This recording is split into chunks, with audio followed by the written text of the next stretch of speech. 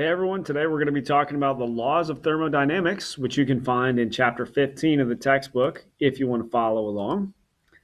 So, good starting point. What the heck is thermodynamics? Good idea to be able to explain that to someone if they ask you, like, hey, you're studying thermodynamics.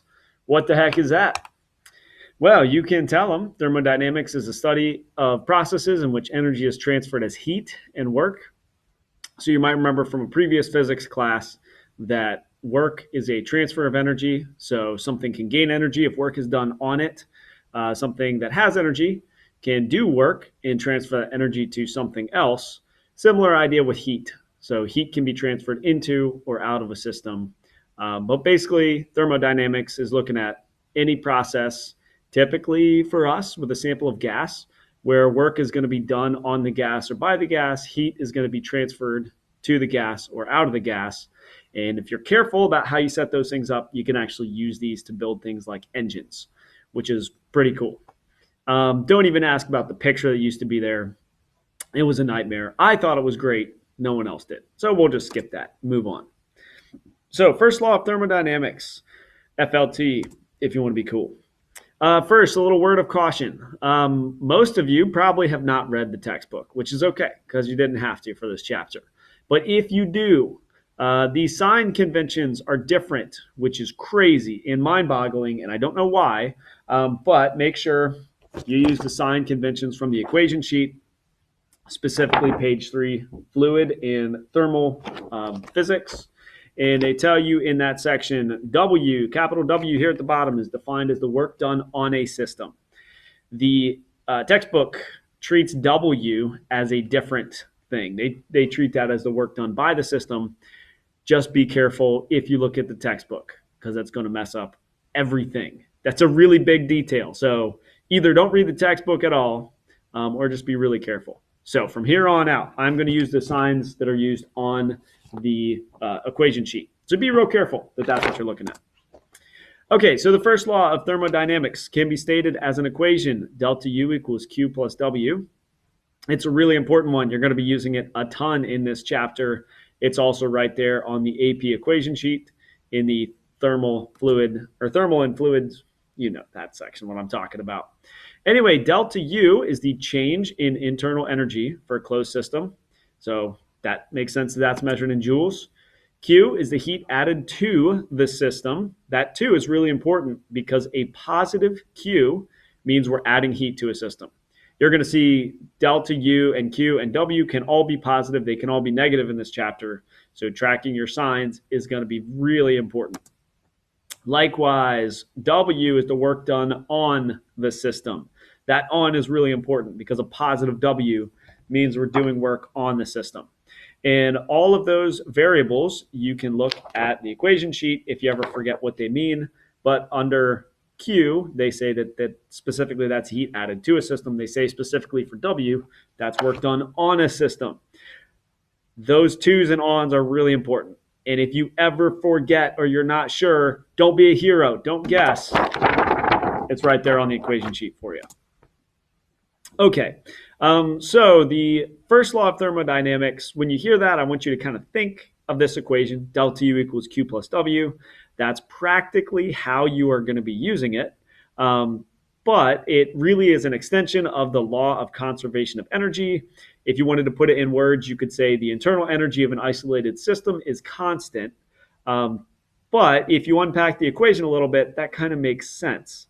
Because if the system that you're looking at, usually a sample of gas, is going to gain or lose energy, how do you give energy to gas, or how does a gas lose energy? It's either going to have to be through heating or through work. And that's what Q and W are.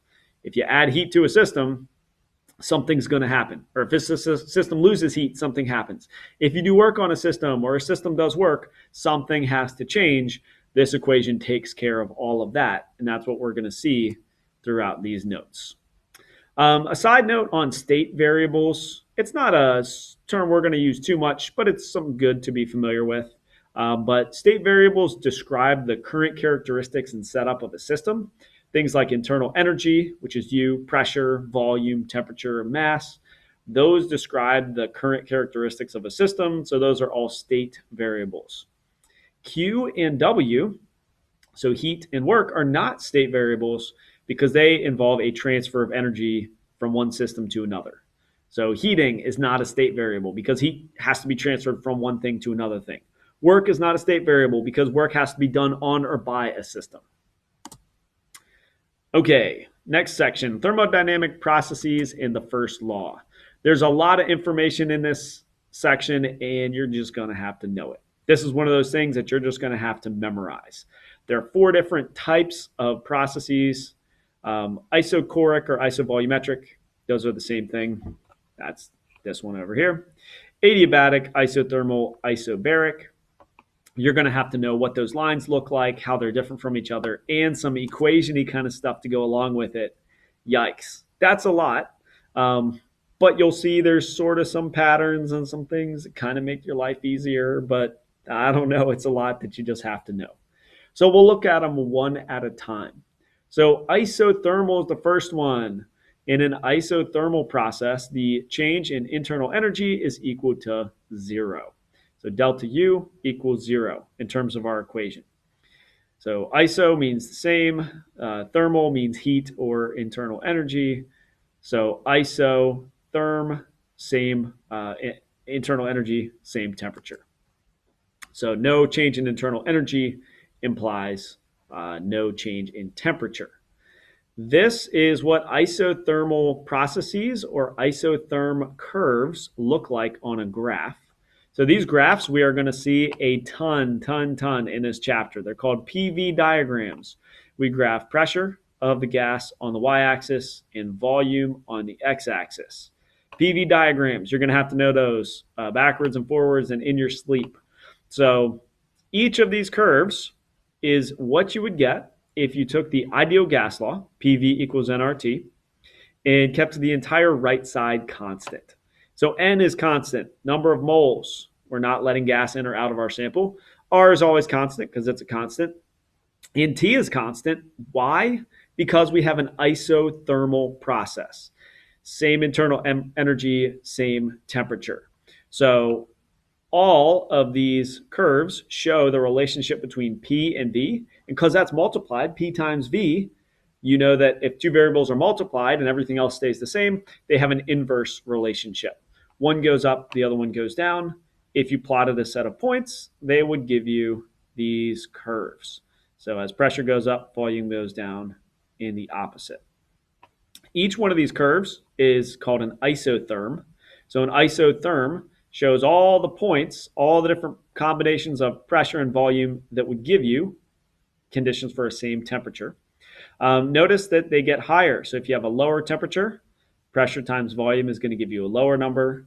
Higher temperatures, you still have that same inverse curve shape, but they just get higher and higher up. And an isothermal process is going to be pick any 2 points on a single isotherm. So stick to the red or the green or the blue, and go from one to the other. So if this is going from A to B, we're taking a gas. We are increasing the volume, decreasing the pressure, but keeping it at a constant temperature the whole time. That would be an example of an isothermal expansion. Expansion because the volume's getting bigger, volume at A to the volume at B. So you're definitely going to have to know what the curves look like and what they look like on a graph. You're also going to have to know what the first law of thermodynamics equation looks like for that process. So that starts as delta U equals Q plus W. If you know that a process is isothermal, that means the change in internal energy is going to be equal to 0. So 0 equals Q plus W. You can leave it like that, or you could say Q equals negative W. What the heck does that mean? Look back at your equation sheet for the Q's and the W's. Q is the heat added to the system, and W is the work done on the system. So that says that the heat added to the gas, so if we add any heat to it, is going to be equal to the work that is done by the gas. And we'll get into some of those specifics in a little bit. But you should at least be able to figure out what the equation would look like. The next process is an adiabatic process. So these ones are a little tricky. You'll see when we get to the graph that they look similar to isothermal processes, but there's one important difference. So by definition, an adiabatic process happens such that there is no heat added to the gas. There's no heat that leaves the gas. Notice the wording is really important because isothermal, we said, is at a constant temperature, no change in internal energy. This is different because there's no heat. There can be a change in temperature without a change in heat, and that's confusing. So let's take a look at the graph and see how it's different from an isothermal process. So here's an adiabatic process. Don't worry about work for now. We'll talk about work done in a little bit. But you can see that our process starts on one isotherm and ends on another. Whether it's going this way or this way, doesn't matter. Either way, we start on one isotherm, we end on another, and that means our temperature is changing. So in any adiabatic process, it could be an adiabatic expansion or an adiabatic compression. In any of those, the temperature is changing. So it always involves a change in temperature. Isothermal, no change in temperature. You're stuck on the same curve. Adiabatic, there is a change in temperature. If you have an adiabatic expansion, so going from low to high volume, that comes with a decrease in temperature, high isotherm to low isotherm. If you have an adiabatic compression, and we go the other way up this curve here, that goes from low temperature to high temperature. So here's the equation. Delta U equals Q plus W. If we know it's adiabatic, delta or Q is equal to 0, which means delta U equals W. Some important notes down here. I said these already, but keep in mind that this is really important for adiabatic process. So first, adiabatic processes always involve a change in temperature. So any adiabatic curve is going to start on one isotherm and end on another isotherm. If it's an adiabatic expansion, temperature decreases. That's like taking a sample of gas and increasing the volume really quickly. So it doesn't have time to gain heat, so the temperature goes down. Or the reverse, I think, makes a little more sense. If you take a gas and you compress it really quickly, it should make sense that the temperature of that is going to go up. Okay, next, a little bit of information on how to tell the difference between isothermal and adiabatic, because they're both going to follow those curve shapes when you plot them on a PV diagram. So how do you know the difference? In practice, in the real world, isothermal processes are much slower. The reason is they happen slowly enough that there is time for heat to enter the gas or to leave the gas, and that heat entering or leaving prevents a change in temperature and sticks an isothermal onto one of those constant temperature curves. In the real world, adiabatic processes happen really quickly. And because they happen a lot more quickly, there's not enough time for heat to enter the gas or to leave the gas. That's why they have a change in temperature. So you can see if we started at P1V1, if we did a slow isothermal expansion, there would be enough time for heat to enter the gas as it's expanding. So it stays on an isothermal curve. If we took that same sample and expanded it really quickly, adiabatically, there's not enough time for heat to enter, so it goes to a lower isotherm. So the lower isotherm, you can't see it here, but it'd be somewhere down there. Here's some examples. We don't have to see all of these. Blowing on your hand is an example of an adiabatic process. If you take your hand and you just do like some mouth breathing on it, like it feels warm. Wash your hands after this, by the way. That's definitely, if you're doing this at home or wherever, wash your hands. But yeah, if you breathe on your hand like mouth breathing, it feels warm. If you do the same thing, but you blow on your hand, it feels cold. So why does it feel cold? Because it's the same breath coming from the same lungs. What did you do differently? By closing your mouth and making that smaller aperture for the air to leave as it's leaving from your mouth, your air is going from high pressure inside your cheeks to a really quick, rapid decrease in pressure. As it goes from high to low pressure, it expands in volume. And as it's expanding, it expands so quickly because the pressure decreases so much that it doesn't have time to gain energy. And in that, that's an adiabatic expansion, it loses temperature because it doesn't have time to gain heat because that process happens so quickly. When you're just going like this, there's no change in the pressure, so the temperature stays about the same. Here's another example of an adiabatic process. This is called a fire syringe or a fire piston. And this is actually a clear version of something that you can buy in like camping stores, survival stores kind of things.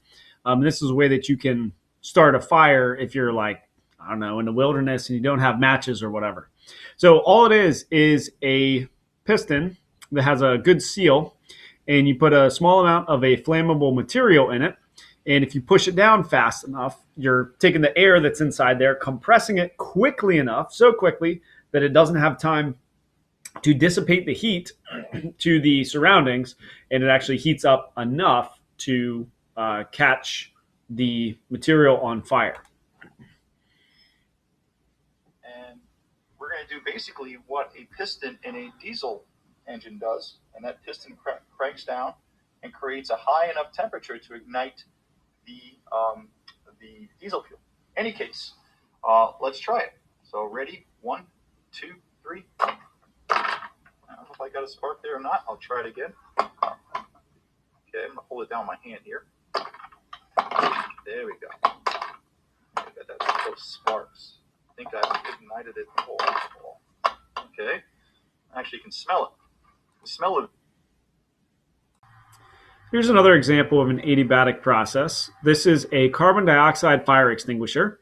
So as the CO2 leaves from the fire extinguisher, if you look at the nozzle, you can see that it's actually getting cold enough for frost to sublimate out of the air and appear on that surface. And the reason it gets cold is the same thing that happened when you blew on your hand. You've got CO2 going from really, really high pressure in here to an area of low pressure. And as it goes from high to low pressure, the volume increases really, really quickly enough that it doesn't have time to absorb heat from the surrounding air, and it expands adiabatically, decreasing in temperature. And that decrease in temperature of the gas cools down the nozzle, which builds up frost on the outside. Okay, the next type of process is called isobaric. So baric is kind of like barometer, means pressure. Iso means the same.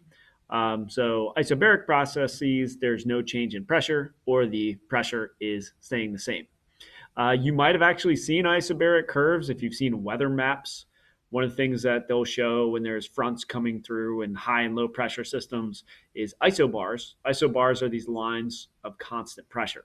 You might have seen them there. When you draw an isobaric curve on a PV diagram, it looks like this, a straight line, because pressure is constant. So you can have an isobaric expansion if you are increasing the volume at a constant pressure, or an isobaric compression if you're decreasing. If you look at the equation, well, we can't really say that delta U is constant because we're going from one isotherm to another, no matter where we go on here. And to get there, there's going to be some work done and there's going to be some heat involved. So the equation just stays the same.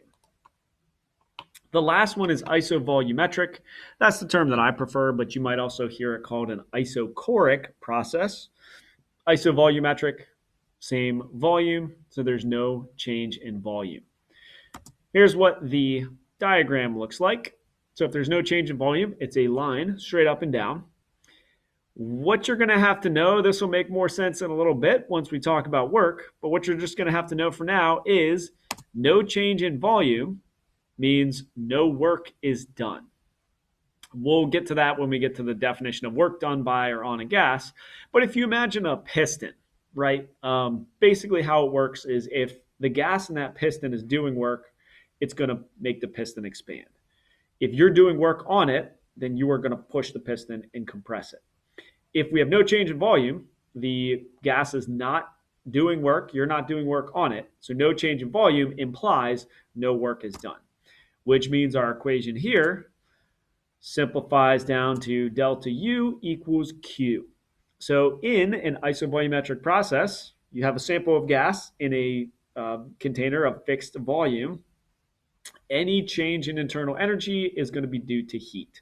So if you add heat to it, that's how much the internal energy increases. If heat comes out of it, that's how much the internal energy decreases. All right, as we close out this section, I strongly encourage you to, after this video is over, open the slides and watch these animations. They'll show you all the processes happening to an animation of the actual sample, so you can get a visualization of how heat is being added, how the gas is changing, but they'll also graph them out on PV diagrams for you to show you how that lines up with what's happening in the system. I'm not going to play them in this video, but please take the extra 2 minutes, go through, watch them. I think it'll help you a lot and they'll make a whole lot more sense.